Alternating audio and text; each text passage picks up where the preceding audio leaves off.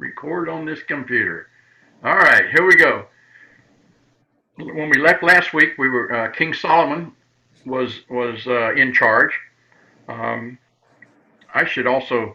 Do you have your king's documents handy? You do? Yes. If not, it doesn't matter. I can bring mine up real quick. You got it? Okay, hold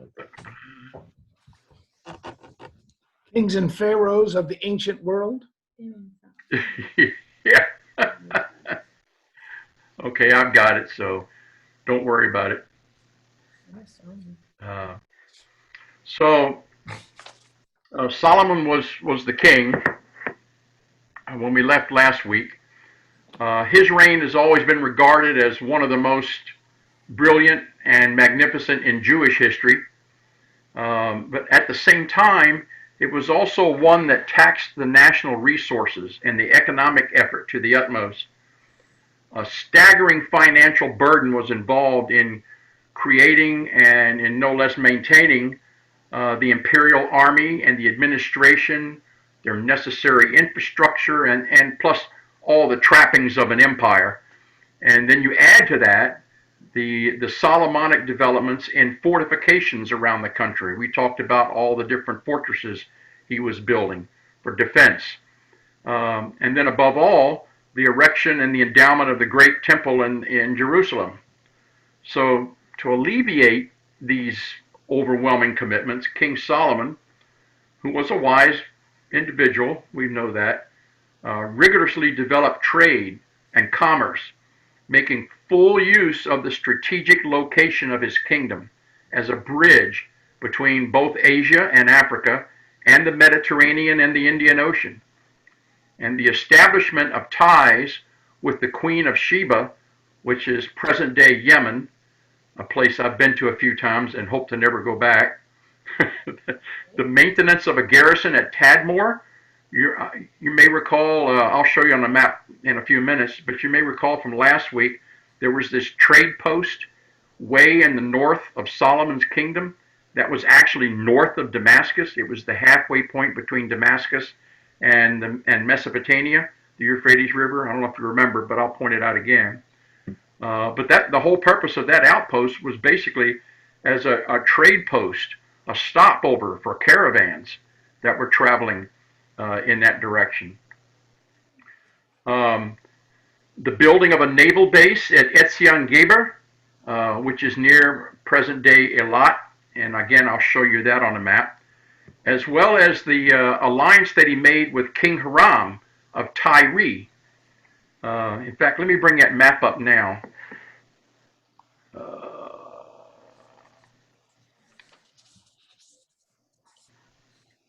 Okay, here you go. Here's Tadmor, which is halfway between Damascus down here and Mesopotamia. There's the Euphrates River.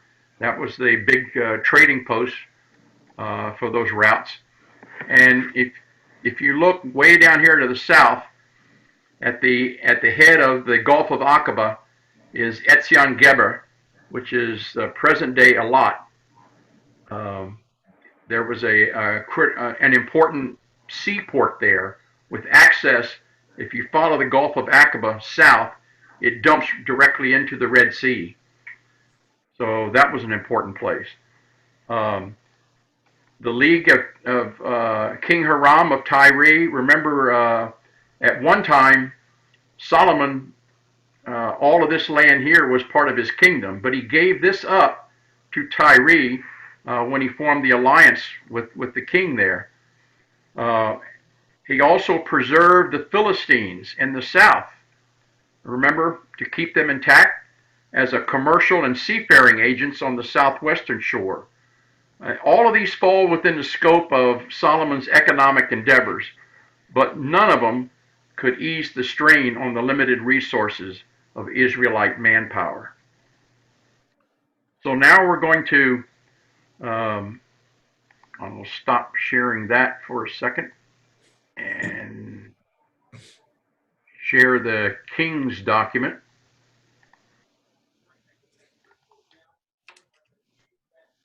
Okay, here's the King's document. We've been through David, We've just now finished Solomon, 41 years.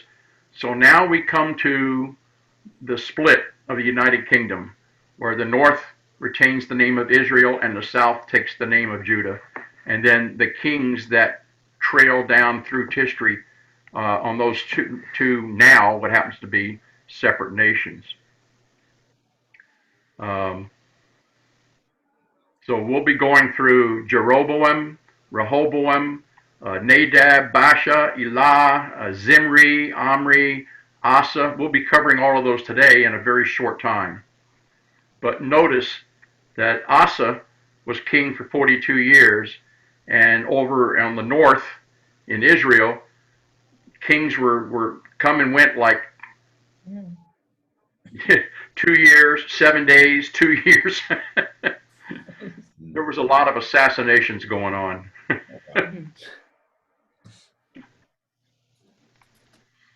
Okay, so now let's go to here.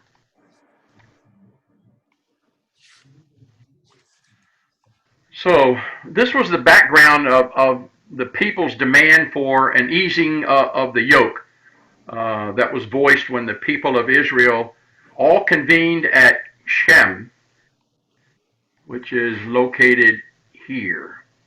Here's Shem. When Solomon died, all of the tribes met here to confirm Rehoboam, Solomon's son, as the new king of all Israel. So, Jim, if you read 1 Kings 12, verse 4. Sure. Your father put a heavy yoke on us, but now lighten the harsh labor and the heavy yoke he put on us, and we will serve you. Okay, so unfortunately, these demands came at an inopportune time because external pressure was starting to mount, and Damascus in the north, as well as Egyptian activities, had already encroached considerably by then on the temporary monopoly in trade that Solomon was able to exercise along the Red Sea and the approaches from the Syrian desert. In fact, if you look at this map, you notice the border of Israel, all of this area. Here's Damascus is off the map to the north. And if you remember in the previous map, Solomon's empire went all the way up to Mesopotamia. Now all this area has been lost. This is the Golan Heights, the Bashan. All that area has been lost. And look, Ammon, Moab, they were all conquered at one time. But you notice they're now no longer included in the border. Rehoboam disregarded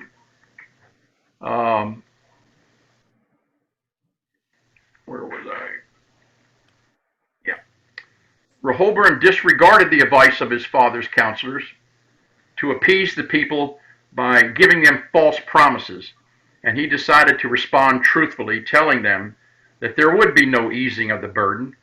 And if we're able to believe the biblical chroniclers on this, Rehoboam was urged on by his personal entourage, which some versions of the Bible refer to as the young men that were grown up with him, to word his answer in a harsh, authoritative manner so as to assert once and for all his royal authority. So, Dennis, Pat, you got 1 Kings 12, 13, and 14? The king answered the people harshly, rejecting the advice given him by the elders. He followed the advice of the young men and said, "My father made your yoke heavy. I will make it even heavier. My father scourged you with whips. I will scourge you with scorpions." So, this attitude made the tribes other than Judah easy prey to any agitators who had not yet lived down what they considered a slight of their tribal honor of having to bow down to a king who was residing in Judah. So the 12 tribes, even though under David and under Solomon, we speak of that period as the united monarchy, we still know that there was all this intertribal animosity, particularly against the 10 tribes in the north and the 2 tribes in the south. Only 2. So that attitude never did go away. So let's see, who's up next? Jim, you got 1 Kings 12:16. Yes, sir. Yes, I do. When all Israel saw that the king took no notice of their wishes, they gave him this answer: What share have we in David? We have no inheritance in the son of Jesse. To your tents, Israel. Henceforth, look after your own house, David. I think that's it. Yep. And then, Okay. and Israel went off to their tents. Yep. Yep. Now, if you look at the version that I sent out, it's worded slightly different. Yep. It's probably more poetic than anything. Sure. Here's the thing. You want me to read that one too? I'd be glad to. Oh yeah, go ahead. Why not? Sure. When all Israel saw that the king refused to listen to them, they answered the king, What share do we have in David? What part in Jesse's son? To your tents, Israel. Look to your own house, David. So the Israelites went home. Okay. This is the moment that the United Monarchy split. And when I read those verses the first time, the second time, the third time, I was trying to figure out what is the meaning behind this. And it occurred to me that this is written more like poetry than anything else. In fact, it sort of reminded me of Shakespeare. You know, I often said if Shakespeare would have probably been more famous if he had only learned to speak English. So this is sort of written the way I think Shakespeare would have written it. So basically what it's saying is the northern tribes were saying to Judah, hey, what stake do we have in this? You built the temple in Judah. You built the temple in Jerusalem. You didn't build it up here. So what stake do we have in to them, quote, the house of David, Jesse's son? Jesse was David's father. We have no stake in this. So they basically turned their backs and said, okay, Israel, to your tents. In other words, we're leaving. We're done with this. We're going home. And David, you're on your own. David, look after your own house. You're on your own. We're out of here. That's the way I would have written it, but I'm not Shakespeare, so. So the Jewish kingdom was divided into 2 parts. The north, Israel, in the narrow sense of the word, and the south, Judah, comprised the territories of the tribes of Judah and Benjamin. Plus you have the Negev desert, and then at times Edom, which is south of Moab here, was a main dependency of Judah here in the south. So basically Rehoboam was anointed the new king, but he was only king of Judah. One of the major instigators of the defection of the north from the house of David was Pharaoh Shishak I of Egypt. Pharaoh Shishak was too weak to attack the united monarchy openly, so he set about disrupting it by subversive action from within. He harbored a lot of fugitives from the northern tribes. And one of the fugitives he harbored in Egypt was Jeroboam. And he did it just for that reason. Shishak then had Jeroboam dispatched to Israel in the north prior to the investiture or crowning of Rehoboam as the new king.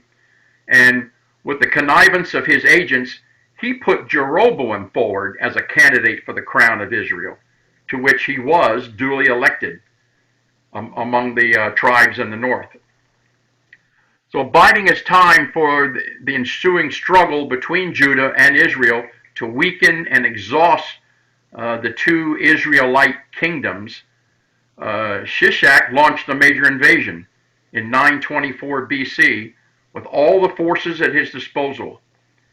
But it wasn't aimed at regaining the Palestinian land bridge, something that the Pharaoh seemed to have figured out it was still beyond his capability. His goal was to weaken his dangerous, at least from the Egyptian viewpoint, his dangerous neighbor to the north. When you have a strong and unchecked Israel, that was a check on Egypt's new desire for political and economic expansion northwards. Worse, the alliance between Tyre and Israel, which had successfully challenged Egypt's naval exclusivity and trade in the Red Sea, had also dealt a severe blow to Egypt's economic independence. So to avert a national emergency, Shishak planned and executed his invasion, which was built around a strike force of 1,200 chariots and the Libyan and the Nubian infantry. The names of the localities that were captured during Shishak's campaign have been preserved in a list that's inscribed on the south entrance to the sanctuary of Ammon in the city of Karnak. And if we follow Professor Benjamin Mazur's interpretation or decipherment of that inscription, we can reconstruct that two Egyptian task forces, or possibly two major phases of action by the invasion army. Force 1, or one of the two phases, was directed at disrupting and pulverizing the intricate infrastructure of trade posts and stations in the Negev, here in the south. All the way down, you notice the arrow points down to Etzion Geber, which is the port. It's way off the map here that you saw earlier on the Gulf of Aqaba. The destruction of the fortress there has been revealed by excavation of the site. And you can generalize and say that the power of Egypt has always reacted strongly as possible to any attempt at dominating what Egypt considered to be its private sea. The violent reaction of Saladin to the Crusaders when they threatened the Red Sea, which culminated in the Frankish defeat at the Battle of Hattin in 1187, or the British reaction to the Turkish occupation of Aqaba in 1903, which nearly triggered off a major war. They're just two examples of the sensitivity of this area. And part of the Egyptian-Israeli conflict since 1948 is undoubtedly to be viewed in the same geopolitical perspective. Similarly, Shishak gave primary attention to the Gulf of Eilat sector and its approaches. The second task force, or the second operational phase, was given the mission of an immense spoiling attack to ravage with fire and sword as much of the Israelite kingdom and its war potential as possible, so as to achieve lasting weakening of this neighbor. We might compare the mission of these forces to that of a modern strategic bombing campaign aimed at not at conquest, but at forcing an enemy to his knees by smashing their capacity to hit back. The naturally more difficult to traverse and easier to defend territory here, this is the Judean mountain massif here, difficult to cross, very easy to defend. Shishak decided to content himself with accepting a heavy tribute from King Rehoboam of Judah. So he did not attack Judah because he was getting paid not to attack Judah. So then he decided to set his sights on his former protege, Jeroboam, in the north. Hoping to weaken Israel's hold on Transjordan as well, here, by these down the Wadi Farar, across the city of Adam, Shishak crossed the Jordan River and successfully ravaged the area around Succoth in Gilead. This was a major crossroad of communication between Gilead and this mountain massif here is known as the Sumerian Mountains, or the Mountains of Samaria. So the Egyptians retreated as quick as they had come, but they left behind a much weakened Israel. However, as have been proved, even in the most recent wars, destruction without permanent occupation cannot break a reasonably vigorous people.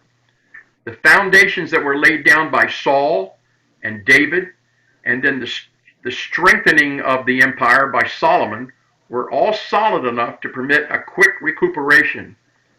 Unfortunately for both Israel and Judah, both kingdoms continued to waste considerable effort on armed conflicts and battles with each other across the border. And only eventually, and even then not permanently, did their rulers learn the lesson that through a close alliance between the two sister kingdoms could sufficient strength be gained and enough forces be put together to achieve peace and security on the Palestinian land bridge. Israel's main enemy, and when I say Israel now, I'm referring to the northern kingdom. Israel's main enemy was to the north. The challenge, the supremacy of the South Syrian Greater Palestinian area was to become the Arameans. Here's Aram, the kingdom of Damascus. At first, the Arameans thought it would be a good idea to ally themselves with the northern kingdoms so that they could consolidate their rule in Syria to the north. But when this area was weakened by the invasion of Shishak and by the inner kingdom wars that were going on between Judah and Israel itself, Israel had lost some of its towns and villages on the Golan Heights to the Damascenes, without Jeroboam being able to do much about it. Then there was the complete or the partial rebellion of Ammon and Moab. Their measure of submission to Israel was in direct relation to Israel's military strength at any given time, which in turn was more often than not decisively influenced by the constant trial of strength between Israel and Damascus in the north. So Ammon and Moab were later to become a second focus of an Israelite military activity. So let me switch to this map. I did share that, didn't I? Yeah. Yes. Okay. To a lesser degree, and especially in the first decades of Israel's existence, down here in Philistia, where the Philistines were located, they formed a third focus of military activity for the Israelites. Both King Nadab, which followed Jeroboam, he was the son of Jeroboam, in around 906 BC, and then Elah in 882 BC, found it expedient to direct their first recorded Israelite offensive efforts, other than fighting with their sister kingdom, against the Philistines. Their primary aim was to capture the Gibbethon Bulge, which commanded all the ascents from the coastal plain up into the Sumerian mountain massif, which was their main stronghold, and to shut off the rear of Jaffa, a major port. So Gibbethon had once been an Israelite territory, and the fact that it become a major Philistine fortress proves that the Philistines had also profited from the general weakening of Israel caused by the division of the kingdom and Shishak's invasion. Both campaigns to capture Gibbethon were broken off before they reached their goal. In the first instance, King Nadab was killed while personally conducting the siege of Gibbethon. In the second one, Elah was assassinated in the royal palace at Tirzah. So I'll stop sharing that and go back and share this one again.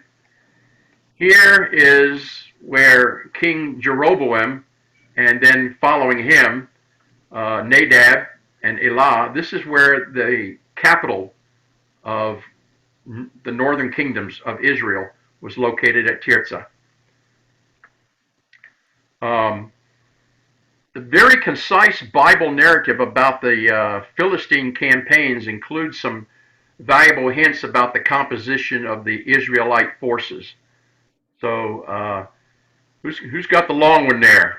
that Dennis or Pat? 1 Kings 15? Pat has it. I can't win. Okay. Nada, son of Jeroboam, became king of Israel in the second year of Asa, king of Judah, and he reigned over Israel 2 years. He did evil in the eyes of the Lord, following the ways of his father and committing the same sin his father had caused Israel to commit. Baasha, son of Ahiah, from the tribe of Ishar, plotted against him, and he struck him down at Gibbethon, a Palestine town, while Nadab and all Israel were besieging it.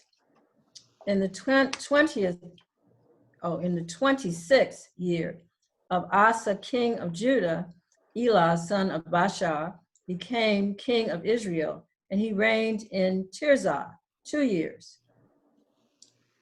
Zimri, one of his officials, who had command of half his chariots, plotted against him.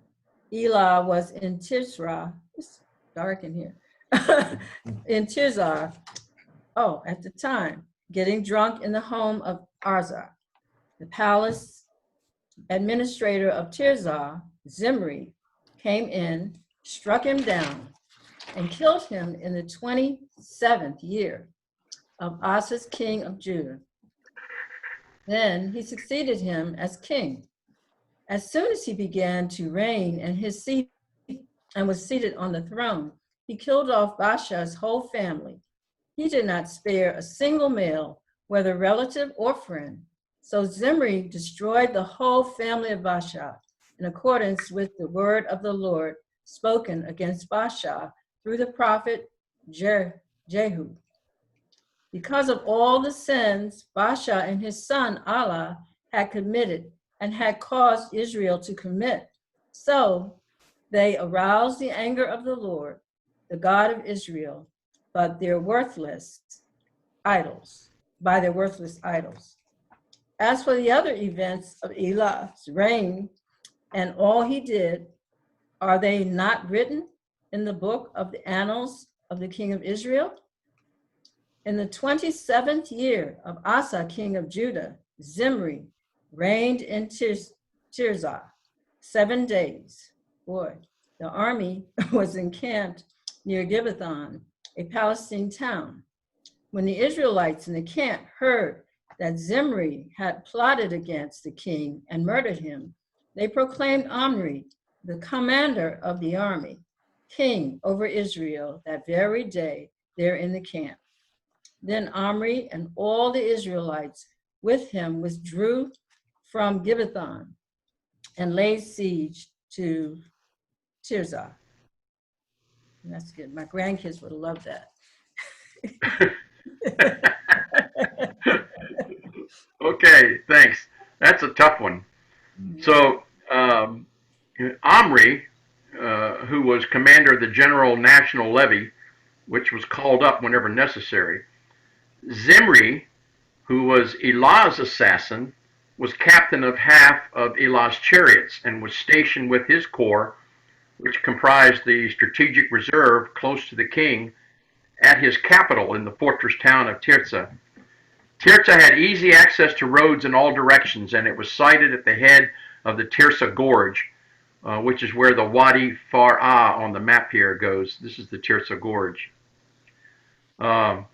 This is a main strategic artery between Samaria, the mountains of Samaria, and the Jordan Valley, and then on to Gilead, all through the ages. The rest of the chariots were probably garrisoned in suitable chariot towns throughout the kingdom.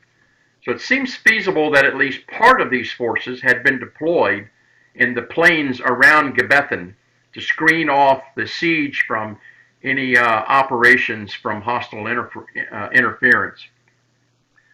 One field of action in which the first kings of Israel had to change the Solomonic model was in the concept of the role of permanent fortifications in the general national defense. Although we have no lists like those of Solomonic or Rehoboamite fortresses, we can see from the enumeration of fortresses that were attacked by Ben-Hadad I of Damascus in 885 BC, the existence of a strong line of closely placed fortresses, sometimes referred to as the Naphtali line, that fulfilled a fourfold purpose. Number one, to block the ascent, the descent from the Syrian plateau, the Golan Heights. Number two, to prevent the ascent into Galilee from its eastern approaches.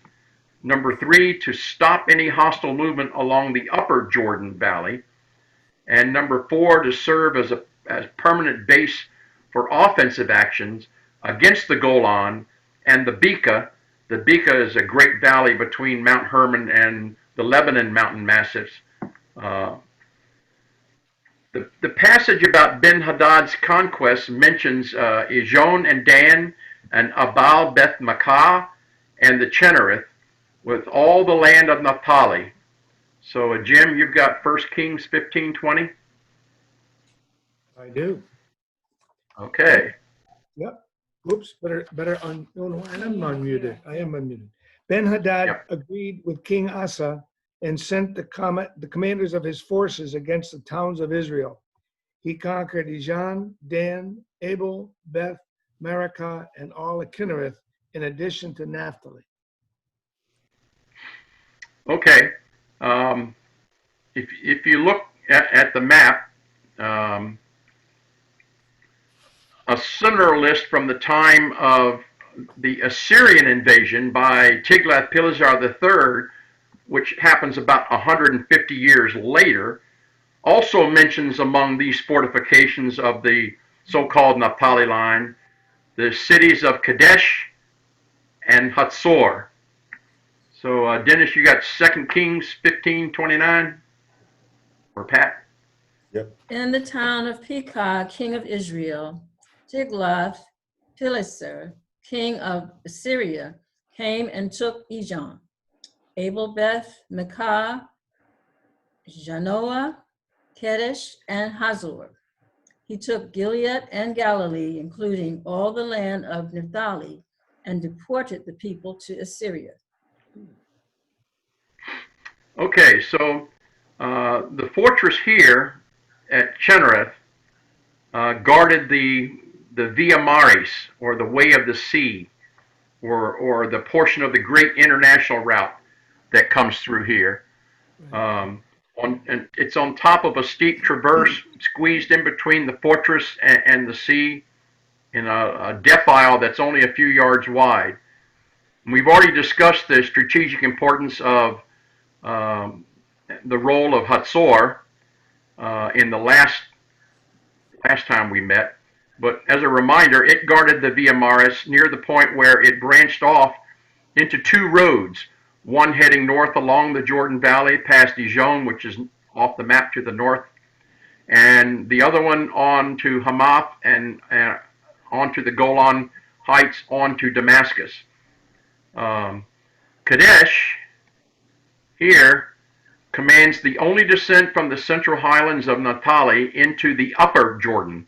This is considered what's above the Sea of Galilee. Here it's the Sea of Chinnereth.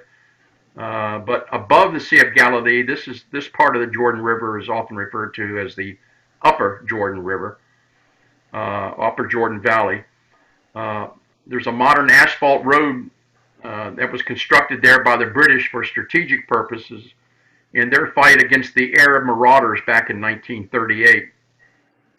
And it was guarded by a police station at Nebi Yusha, which basically assumed the role of the ancient town of Kadesh.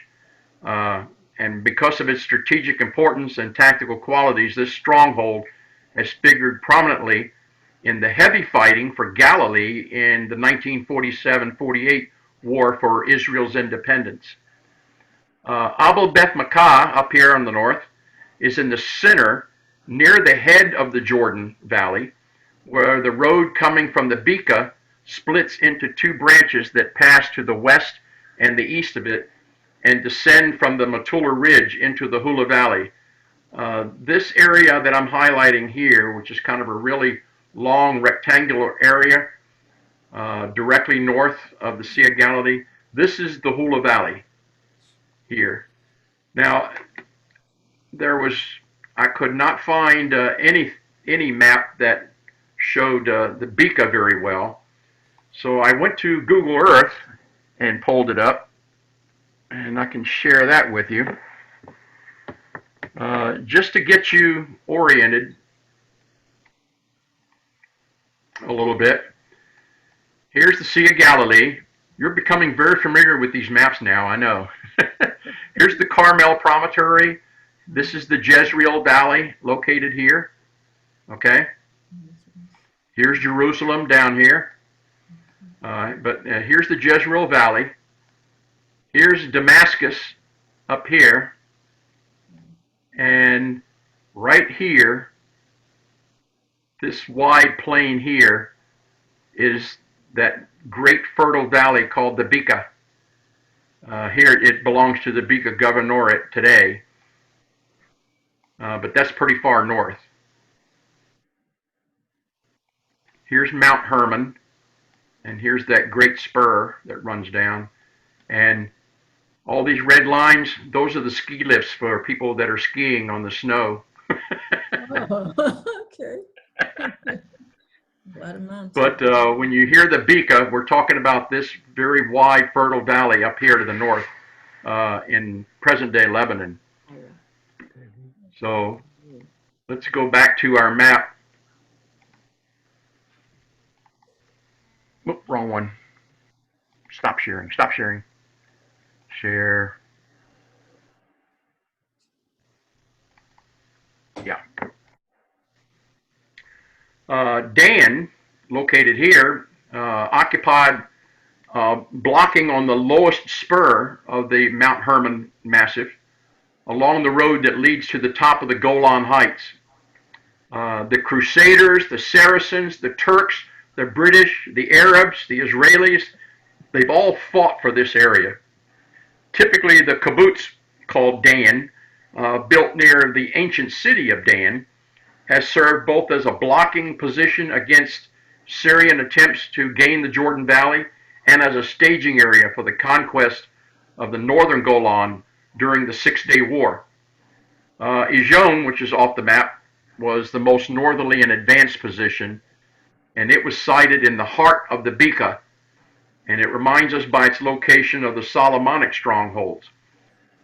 If it was not sustained by a number of secondary fortifications, it must have commanded this fertile valley and international highway by a detachment of chariots, for which it also served as the base for the chariots.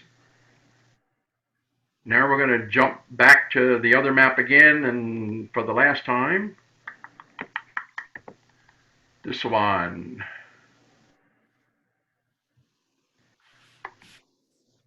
There we go. The strongest belt of fortifications, however, has to depend on the alertness of its defenders. When Baasha, who was the king of Israel, attempted to push his borders on the central mountain plateau to a point some 5 miles from Jerusalem, here's Jerusalem here, this was the original border. When he tried to push his boundary towards Jerusalem, and after some initial success, he started to build the fortress at Ramah as a permanent menace to the Judean capital.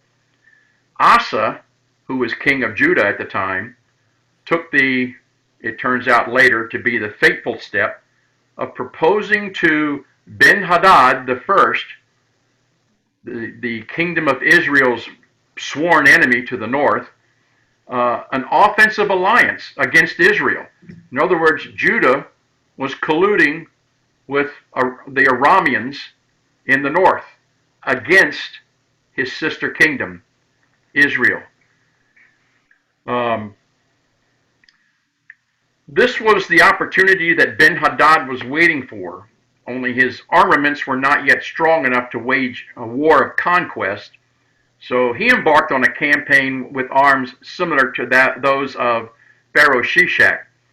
While Baasha's attention was firmly focused on Judah, especially since he believed that his rear was secured by, remember I said he had an alliance with Damascus? Because the Arameans were trying to make sure they had firm control over the territories to their north, Syria. So he made a deal with Baasha. You know, we're going to form an alliance. I got your back, you got my back. Okay, but we see how long that lasts. Because then Asa goes to Ben-Hadad and say, hey, how about we get together and take care of Israel? While Baasha's attention was focused on Judah, the Arameans swiftly moved down and smoked the towns of the Naphtali line, which is all those towns, Dan, Abel, Beth Makkah, Hatzor, Kadesh, all those towns we listed.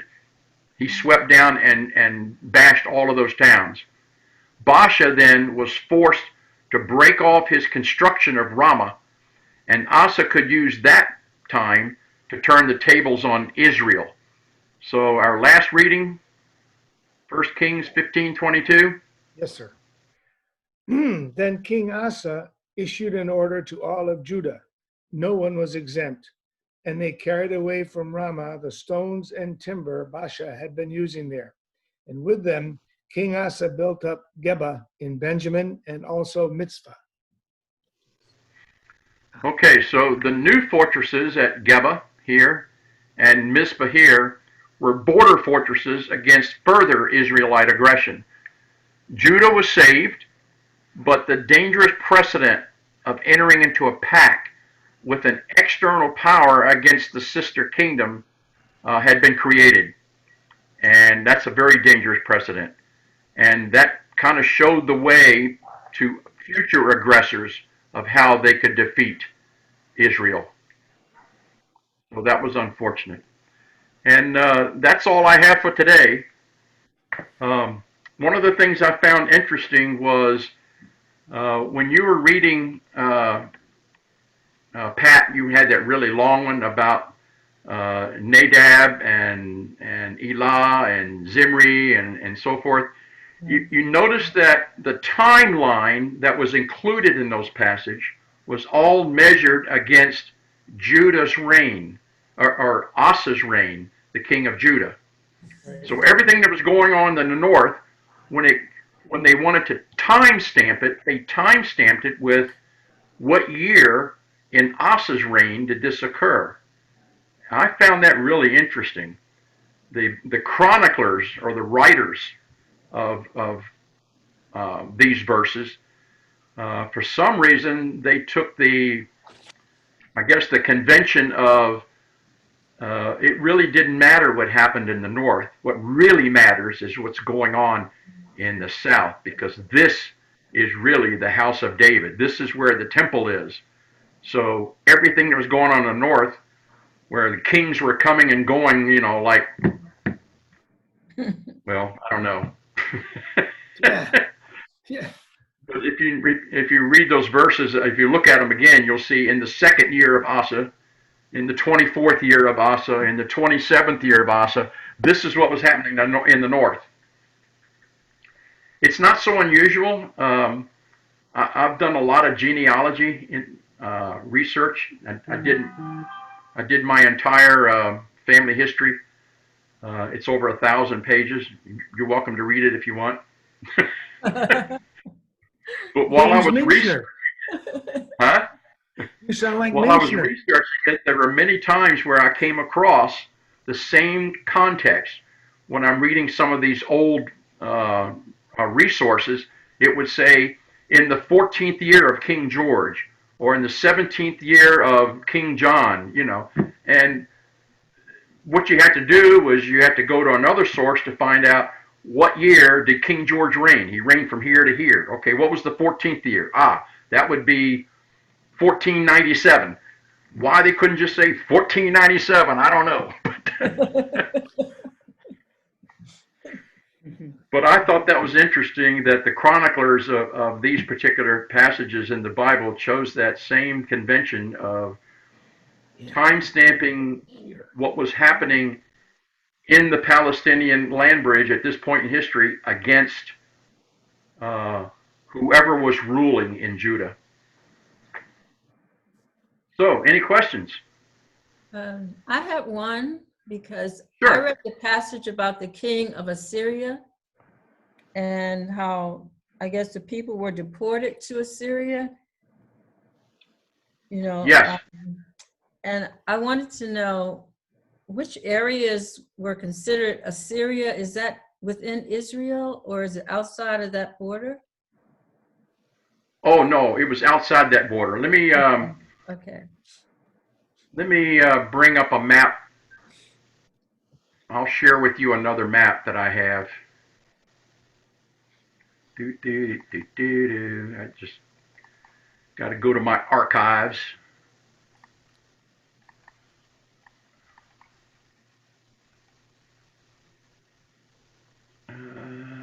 Let's see, it would be this one. Okay, so let me share with you this map. Ooh. Here is the Assyrian Empire. Here's Babylon. Just to orient you, here's Baghdad. Here's Israel. You notice this little circle here? That's Judah. Which we'll look at this map again next week. But you can see the Assyrian Empire controlled all this territory, except they didn't control that inside that circle. Okay.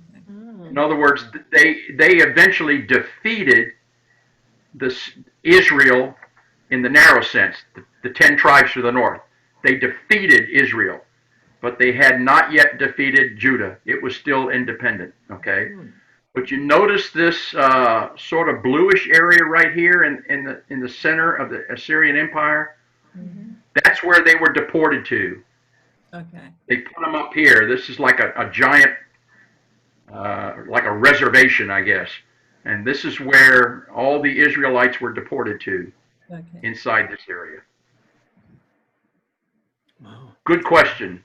Okay. Well, Ba-da-ba-da. Anybody else? No, I was just having a great time figuring out what we had. Baasha was killed off in that early part that Pat read, and then Zimri destroyed the whole family, but he didn't last very long, 7 days. So he did a lot of damage in a short period of time. that was Then short. this other guy comes in, holy smokes.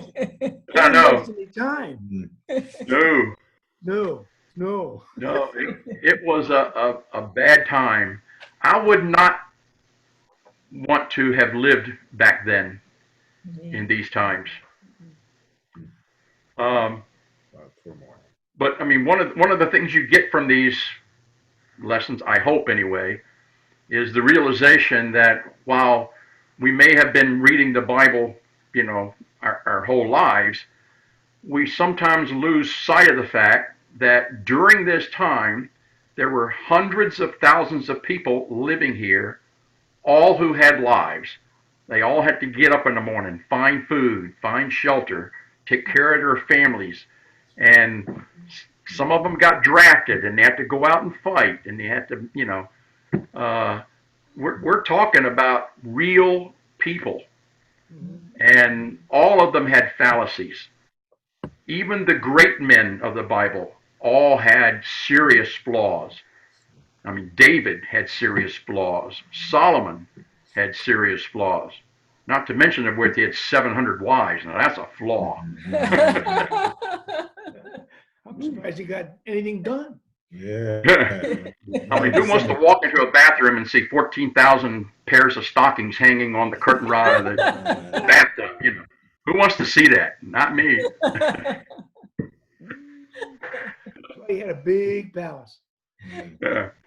Right. Okay. All Well, I right. guess I'll stop the recording. I should have stopped it before we went into all of that.